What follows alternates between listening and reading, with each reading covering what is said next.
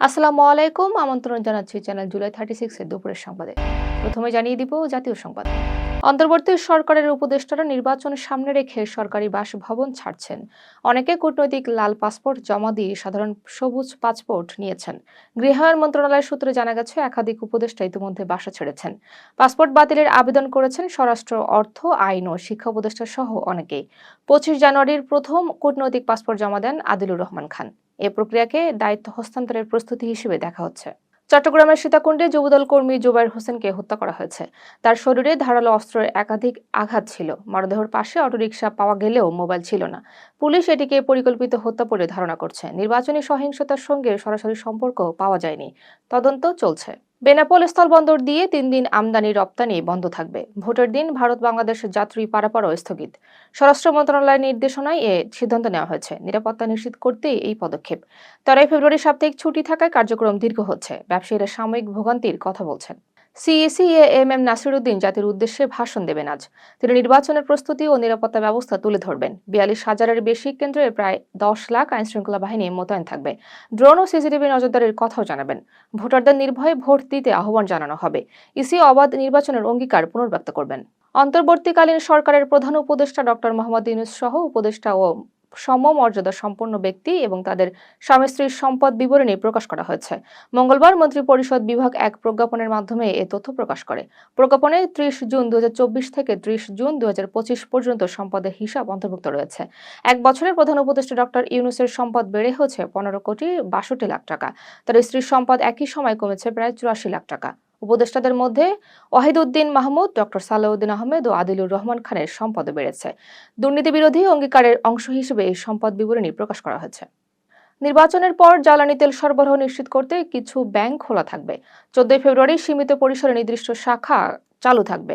Bangladesh bank এই সিদ্ধান্ত জানিয়েছে। পেট্রোল পাম্প মালিকদের আবেদনের পর ব্যবস্থা নেওয়া হয়। এর আগে টানা 4 দিন ব্যাংক বন্ধ থাকবে।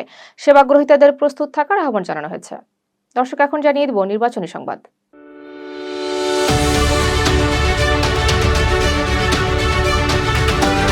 নির্বাচনী প্রচারে নতুন কৌশল নিয়েছেন তারেক রহমান। তিনি পরিবার সহ জনসভায় অংশ নিয়ে নিজেকে ফ্যামিলি ম্যান হিসেবে তুলে ধরেছেন। সরাসরি ভোটারদের সঙ্গে কথোপকথনে যুক্ত হয়েছেন তিনি। ধর্মকে রাজনৈতিকভাবে ব্যবহারের বিরুদ্ধেও কৌশলী বার্তা দিয়েছেন। 64টি জনসভায় অংশ নিয়ে তরুণদের আকৃষ্ট করার চেষ্টা করেছেন। বিশেষজ্ঞরা এটিকে আধুনিক প্রচার কৌশল হিসেবে দেখছেন। ত্রয়োদশ জাতীয় সংসদ নির্বাচনে এককভাবে সরকার গঠনের আশা প্রকাশ করেছেন বিএনপির চেয়ারম্যান তারেক রহমান। ডয়সে ভেলেকে দেওয়া একান্ত সাক্ষাৎকারে তিনি নির্বাচন সুষ্ঠু হবে বলে আশাবাদ ব্যক্ত করেন। তিনি বলেন, মানুষের মধ্যেও একটি গ্রহণযোগ্য নির্বাচনের প্রত্যাশা রয়েছে। 17 বছর নির্বাসন শেষে দেশে ফিরে দল পুনর্গঠন ও নির্বাচনী প্রস্তুতি তার জন্য বড় চ্যালেঞ্জ ছিল। এর মধ্যে দেশে ফেরার মাত্র 5 দিনের মাথায় মায়ের মৃত্যুতে তাকে ব্যক্তিগতভাবে ভেঙে দেয়। নির্বাচনী ব্যস্ততার কারণে পরিবারের সঙ্গে শোক ভাগ করার সময় পাননি বলেও জানান তিনি। রাজনৈতিক দায়িত্ব ও ব্যক্তিগত শোকের মধ্যে সামঞ্জস্য রাখাই সবচেয়ে কঠিন ছিল বলে উল্লেখ করেন তারেক রহমান। কক্সবাজারের 4 আসনে 28,000-এর বেশি পোস্টাল ভোট গ্রহণ করা হয়েছে। প্রবাসী, চাকরিজীবী ও কারাবন্দীরা প্রথমবার অনলাইনে নিবন্ধনের মাধ্যমে ভোট দেন। সবচেয়ে বেশি পোস্টাল ভোট পড়েছে কক্সবাজার 3 আসনে। 12 ফেব্রুয়ারি বিকেলের পর এসব ভোট গণনা করা হবে। ভোট গণনা সিসিটিভি নজরদারিতেই হবে। প্রার্থীরা সশরীরে বা এজেন্টের মাধ্যমে পর্যবেক্ষণ করতে পারবেন। ত্রয়োদশ জাতীয় সংসদ নির্বাচনে মোট ভোটার 12,77,00,000-এর বেশি। সবচেয়ে বেশি ভোটার গাজীপুর 2 এবং কম ঝালকাঠি 1 আসনে। নারী ভোটার পুরুষের চেয়ে প্রায় 20 লাখ বেশি। তৃতীয় লিঙ্গের ভোটার রয়েছেন 1,232 জন। 18 থেকে 37 বছর বয়সী ভোটার মোটের 43%। এই তরুণ ভোটাররা বড় ভূমিকা রাখবে বলে ধারণা করা হচ্ছে। নির্বাচন উপলক্ষে সারা দেশে নিরাপত্তা জোরদার করা হয়েছে। লক্ষ্মীপুরে 4 আসনে 10,000 আইনশৃঙ্খলা বাহিনীর সদস্য মোতায়েন রয়েছে। ভোট কেন্দ্রগুলো সিসিটিভির আওতায় আনা হয়েছে। সেনা, র্যাব, বিজিবি ও ম্যাজিস্ট্রেটরা টহল দিচ্ছেন। ভোটাররা শান্তিপূর্ণ ভোটের প্রত্যাশা করছেন। প্রশাসন জানিয়েছে সব প্রস্তুতি সম্পন্ন। মেহেরপুরে একটি ভোট কেন্দ্রের পাশে ককটেল সদৃশ বস্তু উদ্ধার করা হয়েছে। স্থানীয়রা ব্যাগে ঝোলানো বস্তুটি দেখে পুলিশকে খবর দেন। পুলিশ নিরাপদে সেটি উদ্ধার করে। কে বা কারা রেখেছে তা নিশ্চিত নয়। এলাকায় সাময়িক আতঙ্ক ছড়ায়। তদন্ত অব্যাহত রয়েছে। গাইবান্ধার সাঘাটায় জাতীয় পার্টির বড় অংশ বিএনপিতে যোগ দিয়েছে। আতাউর রহমান সরকার আতার নেতৃত্বে 6 শতাধিক নেতাকর্মী দলবদল করেন।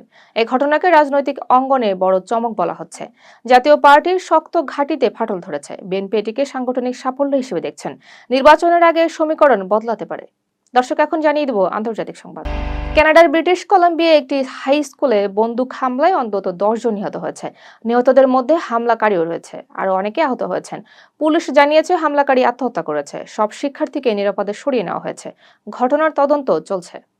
ইরানের সঙ্গে উত্তেজনার মধ্যে যুক্তরাষ্ট্র দ্বিতীয় বিমানবাহী রণতরী মোতায়েন বিবেচনা করছে। ট্রাম্প বলেন, আলোচনা চললেও সামরিক প্রস্তুতি থাকবে। তিনি ইরানকে পারমাণবিক অস্ত্র অর্জন করতে না দেওয়ার কথা পুনর্ব্যক্ত করেন। চুক্তি না হলে কঠোর পদক্ষেপের হুঁশিয়ারি দেন। এই বক্তব্য ইসরায়েলি গণমাধ্যমে দেওয়া হয়। মধ্যপ্রাচ্যে উত্তেজনা বাড়ছে। কলম্বিয়ার প্রেসিডেন্ট গুস্তাভো পেত্রো হত্যাচেষ্টার হুমকির মুখে পড়েছেন। হেলিকপ্টারে হামলার আশঙ্কায় নির্ধারিত স্থানে অবতরণ করতে পারেননি। মাদক পাচারকারী চক্রের ষড়যন্ত্রের অভিযোগ করেছেন তিনি। নিরাপত্তা পরিকল্পনা পরিবর্তন করা হয়েছে। এর আগেও হত্যাচেষ্টার অভিযোগ করেছিলেন পেত্রো। দেশে রাজনৈতিক উত্তেজনা বিরাজ করছে। যুক্তরাষ্ট্র মার্শাল আইল্যান্ডস ও পালাওয়ের 2 নেতার উপর নিষেধাজ্ঞা দিয়েছেন। তাদের বিরুদ্ধে গুরুতর দুর্নীতির অভিযোগ আনা হয়েছে। মার্কিন দাবি, এই দুর্নীতি চীনের প্রভাব বাড়িয়েছে। নিষেধাজ্ঞার আওতায় ভিসা নিষেধাজ্ঞাও রয়েছে। তহবিল অপব্যবহারের ফলে জনআস্থা কমেছে বলে জানানো হয়েছে। যুক্তরাষ্ট্র দুর্নীতির বিরুদ্ধে কঠোর অবস্থান নিয়েছেন। দর্শক, এতক্ষণ সাথে থাকার জন্য ধন্যবাদ।